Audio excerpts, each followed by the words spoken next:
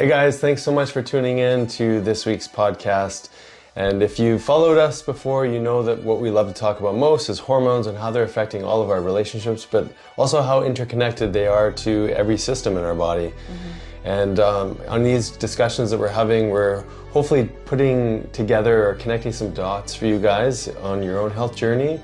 And if you're finding value in these conversations, thank you so much for showing up and listening and tuning in and subscribing to the channel. It's so helpful that we find for people to be able to understand this message, share it with their people, and start implementing things in your life, because all these little things that we do on a daily basis really matter, and they make a difference in our health in the long term, don't they? Yeah, I don't think there's enough chat about hormones and how they influence our relationships. So that's why we keep bringing this up every single week, but maybe from a different angle, because it influences everything that you do. It does. Yeah. So in the last couple of podcasts, we talked a little bit about sort of these really pivotal moments in our life as we move through some of the early, life circumstances and what our hormones are doing, say in our 20s, and then entering into a conversation around what's happening to the masculine, feminine archetype and the reality of these energies as we move into parenthood. And we wanted to sort of close the gap on this conversation and discuss what's happening after the kids leave the house, and what does dreaming look like for couples as they move into that phase of life when there's so much different challenges or so many different challenges. And I thought, what better time to get in a conversation like this? We just came off of a beautiful evening with your father, celebrating your father's 70th birthday. And we can look to our mentors and our parents as a guide for what went really well and maybe what didn't go well. But when we give your father the floor to speak, and because we asked him for some wisdom, and it was so sweet just how much he took it to heart to share a message. So what was that like for you? Are you gonna make me cry? This is why I didn't speak last night. Yeah. I don't know. Sorry. That's okay. Well, as you sort of gather what you want to say, it was a really sweet moment for all of us. I get to be in the experience of her father, who really he's a really beautiful man. He's been through so much. I mean, he talked about his journey of how he came from India with nothing, literally, to move here and create a life. And you could hear when he was speaking about his experience how much pride he had about being able to provide for his family. But also he kept mentioning, we were in this beautiful restaurant, but he kept mentioning how grateful he was to be able to know such an interesting contrast of life of nothing to what he realizes as abundance, right? And he truly does. He lives in a place of what else is possible. And so I know he's gifted you with so much awareness and so many different ways of looking at the world, which is really, which has impacted me indirectly through you. But it was really sweet to see him take those moments. But that's truly someone who's in that sort of, we call it third phase, which we don't know how long that phase lasts for, but it's this really interesting phase of giving back. Right. And I feel like that's what he was doing last night. Yeah, he kept saying, never would I have dreamt that we would be sitting in a restaurant like this, having a dinner like this, coming from a small village that he did in India. He was literally saying it came from dirt. And I was looking around and looking at all the grandkids and how for them, this is just normal, the life that they're living. And for us, first generation, your dad also came from Denmark at a young age, to be children of immigrants that came from different places for various reasons and built this life for themselves, and watching the trajectory of their health, their relationships and everything, and to see okay, what was valued more. And I would say across the board was to provide and to do what it takes to take the opportunities that they're given not for granted. And really just that is something that I always take to heart, that he just worked so hard, and that's why he can sit at a restaurant like that now, and he can do the things that he loves. And there's something in our tradition, there's a saying called Vandake Shako, which basically means like once you have it, you give it, like you share it. It's like the sharing is caring, basically, and it's like written and imprinted in our psyche from a very young age that when it comes to food, when it comes to shelter, anything like the basics of like what humans should have, it is your job if you have it to share it. So, and that's what he does, and that's what he lives by. Yeah, he truly does. I mean, it's definitely it's in the code of your tradition for sure, but also in the religion, in the Sikhi religion. Yeah. It's really there's this term seva, which is to be of service, and this isn't something he necessarily waited for this time in his life, but I think looking back, he can reflect on how much he lives from that space. Yeah, from day Right. one. Yeah. Like even when he didn't have anything, if someone came to him for help, he would find a way to help them.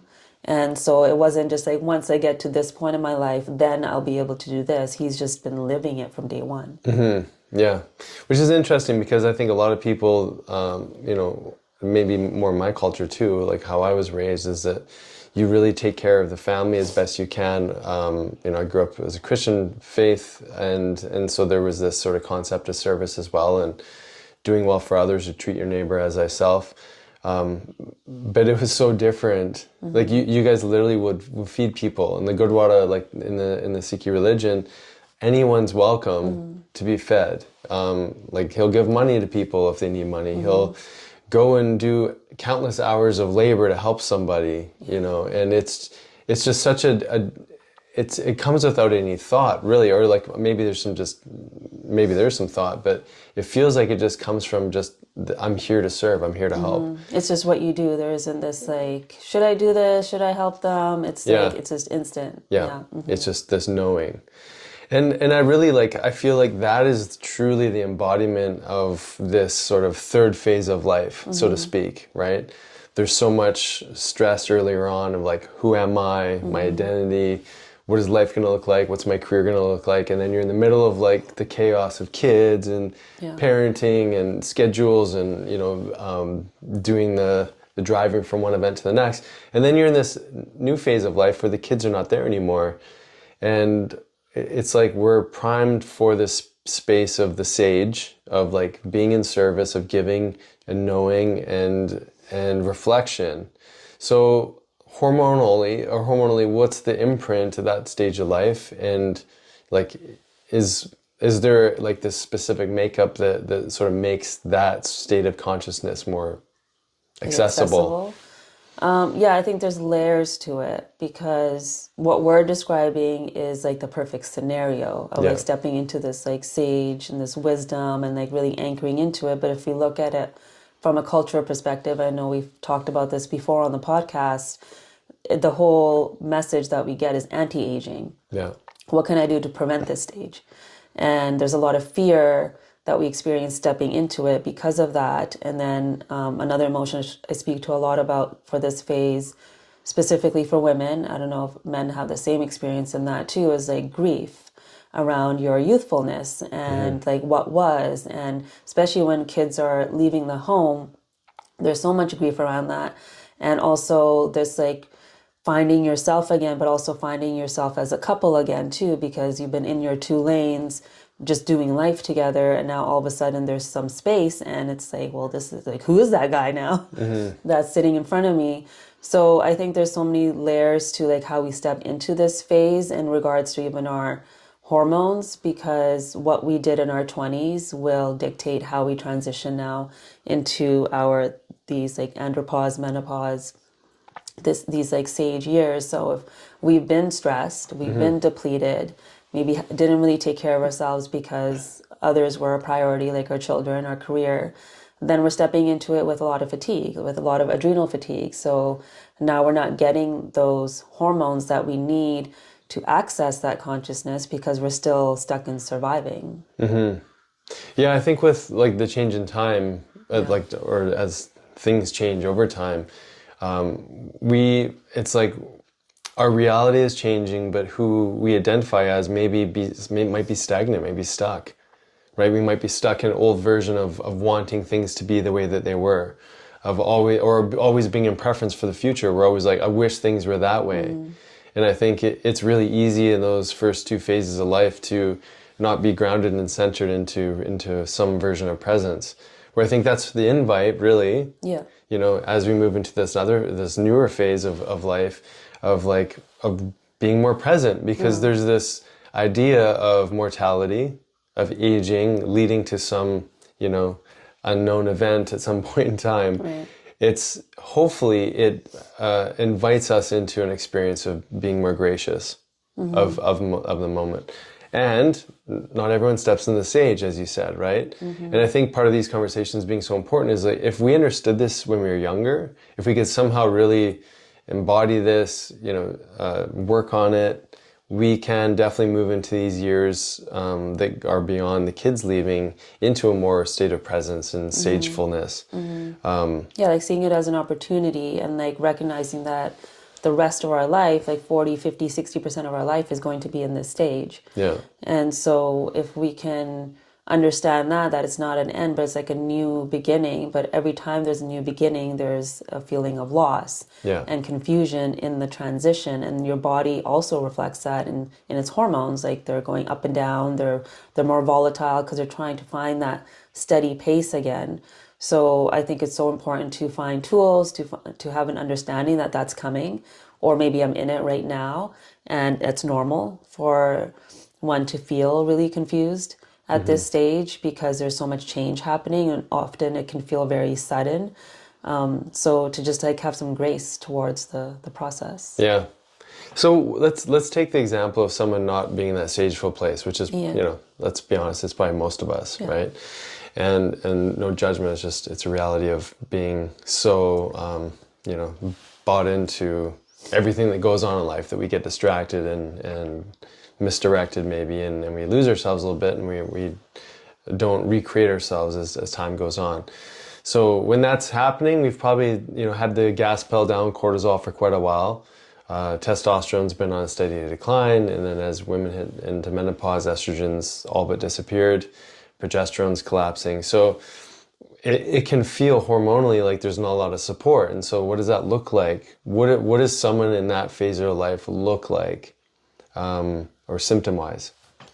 So for women, often it's like brain fog, this constant level of fatigue. Maybe there's more like obvious things like hot flashes and night sweats, vaginal dryness, skin dryness, anxiety, moving from anxiety to depression, gut health not totally there, kind of slowing down. Muscles aren't as toned as they were before. So there's like a lot of physical changes, and then weight gain around, especially like the belly area, like things that women were eating before, or the way they were working out just doesn't seem to work anymore. So it's like nothing feels like it's working when we're in that kind of chaotic space. So it isn't until we like pause and recognize, okay, again, there's volatility in what's happening, there's transition happening. I need to shift my habits, I need to shift my perception on myself and create some like awareness and acceptance around this like new body, because again, it's transitioning, so that it doesn't have to feel so like ungrounding at that time. Yeah, the word, I mean, it has one of your favorite words in the title. What's that? Pause.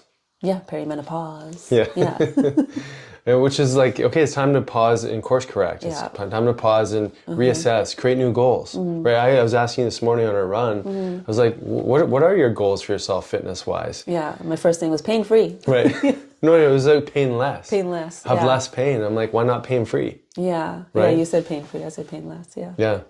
But, you know, like, and then we got into some more specifics. Oh, I'd like to build my endurance up and things like that.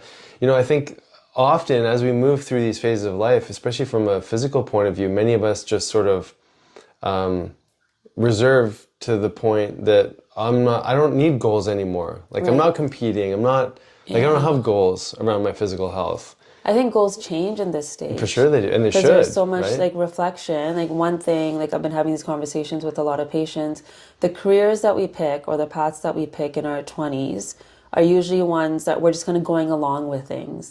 We do the high school, we go to college, university, or do a program, or get a job just to get a job and just to do the thing, just to do life and go along with like the societal conditioning.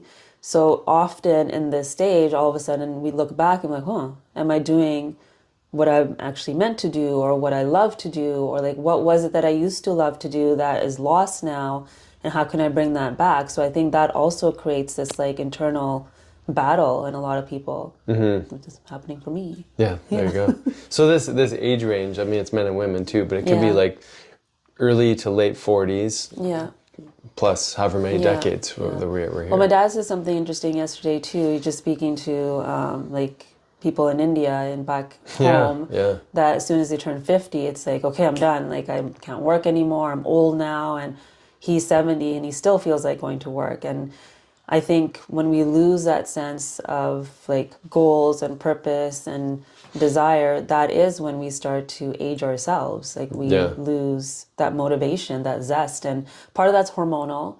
That testosterone piece, as testosterone declines, our zest for life kind of goes down. So if we upregulate that, hopefully that'll bring that motivation back. But I think there's like just like cultural conditioning, what we've seen our elders do, and all of that mixed together kind of takes away some of the desire to even have a new goal. Totally, yeah. Because you're sort of just buying into the idea that I only have a short amount of time left. But you keep bringing up this point. It's like you have another 40 to 50% of life left. Yeah.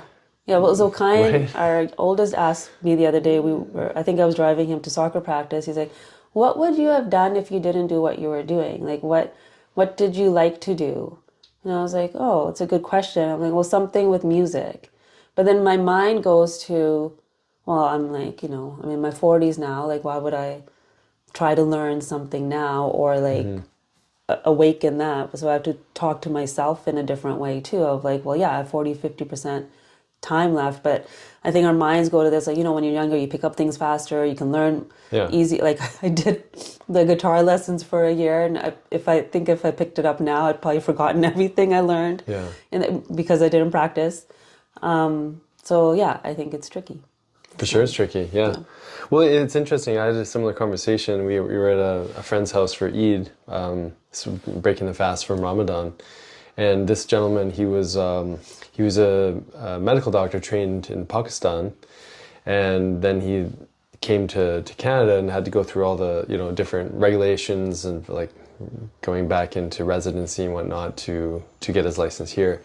And I was asking him, like, what do you think is the biggest difference between the type of medicine you practiced over there to what you're doing here? And he said, well, the reality is a lot of people, like, the life expectancy there is maybe like 10, 15 years younger than it is here. And so to your point of, like, your dad actually said, if I was still in India, I may not actually be living right now. Like, I may have resigned to the end of my life already. But because I'm in Canada, because I'm able to look at things differently, because I'm able to have different life experiences, I'm still here and with a ton of vitality. So he was saying that it's just fascinating because people there just know that the life expectancy is lower. So when you retire, you're kind of like just slowing right down to the point where, you're ready for that eventual, departing from Earth. And so with that sort of mind, with that in mind, there's so much that we can be grateful for in this phase of life because there is opportunity to live longer. And it's not about how many years we're here, but it's about our health span. Yeah, and like how do we find the balance between the two? Because one thing with the Eastern cultures, there's a very different relationship to aging and dying. Yeah. So there's not fear around aging because elders are revered and part of society still, part of the family, actually a bigger part of the family, probably more of like the decision makers too still. And so, but in the West, it's a very different thing. So sometimes the intention behind wanting that vitality to stay there isn't necessarily for quality of life as we're aging, but it's because we're afraid of aging and afraid of dying. And so like, how do we find that balance between those two worlds? Yeah. So another interesting point that physician brought up was that as I asked him too, when he was working more in this emergency care setting, I asked like, what was the majority of cases that you typically saw? And he said, the reality is that a lot of them are infectious disease, right? Because in those parts of the world, you don't have all the sanitation, you don't have all the, even the sewage systems and even just basic clean water isn't necessarily there. So risk of infection and intoxication is much more severe in some of those places in the world than obviously here in the West, which all have a huge effect on your hormonal system, right? Yeah. So that's going to, if we're in those environments for longer periods of time, that's going to have a tremendous effect on the expediting of our hormones, of their decline, right? Yeah. And so I imagine that, in feeling good and having like ideas about how they want the rest of the life to look like, it's going to drastically change our nervous system, obviously our brain function, our cognition, our mood, maybe even, when we've got less faculty because environment is putting a tremendous amount of pressure on us, right? Yeah. So I mean, there it's infection disease. Here, I feel like it's the disease of the mind. Yeah.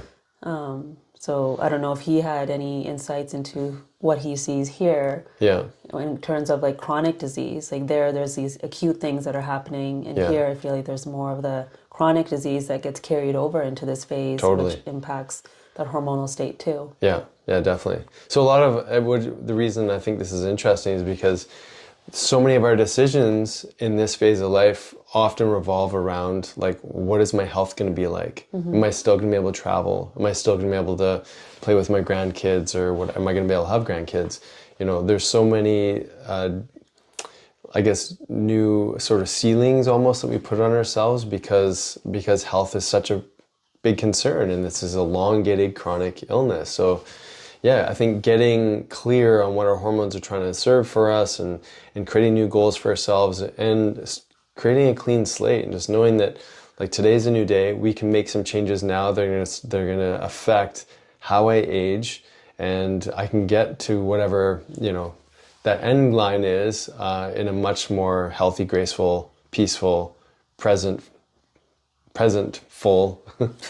a state of presence as we move into that end stage. Yeah. I mean, this conversation now, I feel like could go in some different directions too, even from like a cellular perspective. Yeah. On like absorption of hormones and why they're so low when we step into this stage. And like you said, today is a new day, so our cells are always turning over. We're like new people every 7 years, so we can shift things. We could probably even feel more youthful, more vital than we did in our 20s because of the different stressors that we have. So now that there's space, the kids are doing their thing. I mean, ours still aren't. They're still young. Because the other element that changed is that people are having kids a lot later in their lives. Yeah. So as their hormones are changing in 40s and 50s, they may still be in like those stages of like preteen, teen years with their kids. So I think there's a lot of different things that will influence how much focus you can put on your health. But what we can do is, if we have this information, knowing things are going to change in this stage, okay, what can I get tested? What habits can I bring in that are realistic for me to do every single day? What supplement regime do I make sure that I have so that I can like stay steady during this time? Yeah, definitely. And then before we jump into some strategies, what do you like, just to touch in on some of that masculine, feminine, energy? If we're talking about some of the hormonal changes that happen, a lot of men, their testosterone is declining and their estrogen in some cases is increasing. Right. And so, not that there's this overtly physical feminization of the masculine body, but in some cases it can be when it's extreme. But that has a huge effect on our mood, our mindset, our vitality, our energy, our focus, our ability to put on muscle and whatnot. And it can lead to increased health outcomes for prostate health or even cardiovascular disease if hormones move in that direction, testosterone declining, estrogen rising. And so, we mentioned a bunch of things that go on for women in that phase. And I think it's important to respect that things are happening both for men and women. Yeah. And so there's a lot that can be done to change how our hormones are expressing themselves so that we can have more vitality and we don't just, sort of move into complacency with our health and just wait for things to go bad. So then what should they be doing or getting tested? Yeah. Well, I think, whether or not someone's doing, say, a Dutch test, a dry urine hormone test, at least get some blood work done. Right. And one of the key things I tell people, or our male patients, is that, don't just look for ways to boost testosterone, but find out why is testosterone declining at the rate that it is. So a lot of our men actually have somewhat decent levels of testosterone. Obviously, a lot don't. But it's not always about boosting testosterone. It's really about what is the whole orchestra of hormones, how they're influencing testosterone. But also outside of that, what level of inflammation is someone dealing with? Or, does someone have enough nutrients in their body? Are they nutrient deprived? Are they stuck in inflammation? And all of these things are going to drastically affect how our hormones are being utilized, but also expressing. Mm-hmm. Yeah. So you said Dutch test. So are there any other specifics that they can do? So Dutch test, dry urine hormone testing. So this is looking at full gamut of all hormones, right? So testosterone, estrogen, progesterone, melatonin, cortisol, variation throughout your day. It's telling you a ton of things, even just how we metabolize these hormones and maybe where we can get stuck with not eliminating some of the hormones that shouldn't be there as they metabolize. And even antioxidants and certain vitamins and things like that. So the Dutch test tells a tremendous amount of information about hormones. And that doesn't have to just be done in that sort of third phase of life. That can be done at any point. But also blood testing. I want to look for what we call lifestyle markers, but it'd be things like your cholesterol levels, testosterone, hormones, estrogen, progesterone, DHEA. But also looking at liver enzymes and inflammatory markers like CRP, and there's a whole slew of things that we would want to look at so we can get a more holistic look at that individual and where they're expressing dis-ease or how their body's expressing dis-ease and where they're performing not too bad. And obviously, blood sugar regulation and insulin levels play a significant role in directly being an interference for our hormonal system. Yeah. Yeah. So lots of blood testing can be done or Dutch testing. Anything else that you can think of that people should be assessing at this stage of life? Well, you brought up the why. So this is kind of looking at, okay, this hormone's low, this one's not maybe functioning optimally, and nutrients and whatnot. But if we want to look at the why, we usually go a little bit deeper into the cells and toxicity. And so that may be a different conversation, but checking your heavy metals or checking mold exposure, looking at your gut, there's so many tests that can be done. But I think doing that Dutch test first can just give you an idea of okay, these are the hormones that really need some support. What can I start doing right away? And then you can go down to that deeper layer of okay, where did this all of this begin? Yeah. Is it simply stress? But what kind of stress? So then there's so many layers to it. But I think taking that first step of testing your hormones to see just what your reserves are, what your foundation is important. Yeah, it's a difference of knowing how is my body performing now? Yeah. How am I adapting to life right now? And I think that's important because that's it's sort of the first layer of assessment. And then we have to ask why. What's the deeper meaning for why our body's performing in that kind of way? So that's hugely valuable. And I think other things to consider at this stage of life, it's routine for women to go in for breast exams, men to go in for prostate exams. Colonoscopies are often, good checkups to do at this time of year or at this time of life. In bone density and muscle composition, because even looking at your body composition is going to tell a tremendous amount about how we live. If we're becoming sarcopenic or getting muscle loss, if we're getting some bone loss, there's something not working in the body. And no, it's not just because we're aging, it's because something is going wrong. But again, this is criteria that I think is really important as we age because we want to maintain as much lean muscle mass as possible as we age. Yeah. Right? So yeah, I would say in summary, really stepping into curiosity of your new self, or if you haven't reached this stage, a curiosity of where am I now, where am I going? So if you look at it from that perspective and not there's something wrong with me that I need to fix, I think then when you step into this investigation stage, it just makes things a little bit more easier and not so heavy. Yeah. Well, I think that's such an important point because there's a lot of fear. This is kind of, you talked about the West. You know, in the Western sort of culture, it's like there's this fear of death, and really, it's like, how do we want to show up for that last day? Like, we can show up with self-awareness and knowing about our health, and knowing about our labs, and knowing where those blind spots are, which are hidden to us. And if we don't start addressing them, you know, like, you know, things happen when we don't pay attention, right? Yeah, so we have not looking at Dr. Google. Yeah, exactly. You can diagnose yourself with so many things. Yeah, definitely. So so just sort of put a bow on this topic, what's like maybe a patient story or a question that you think is worth discussing for this stage of life? Or what's something common maybe? Yeah, something common, I would say. So, you know, women come in and they have all these things going on, but the stories they've always heard is that this is just it, like this is life, so this is normal. So the question usually is like, is this normal? Like, aren't my hormones supposed to go away? Aren't they supposed to decline? And I know we've talked about this before, just in our aging conversation previously, but I think just reminding ourselves that symptoms are not normal. They're basically just, it's your body's way of communicating with you. Yeah. So when you have a symptom, you can investigate into like, okay, what's going on so I can balance this out. And not that we're going to not have anything going on in our everyday, but the moment we do, it's an opportunity to investigate. Yeah. Yeah. So yes, hormones do decline, as we've talked about in our hormone episode.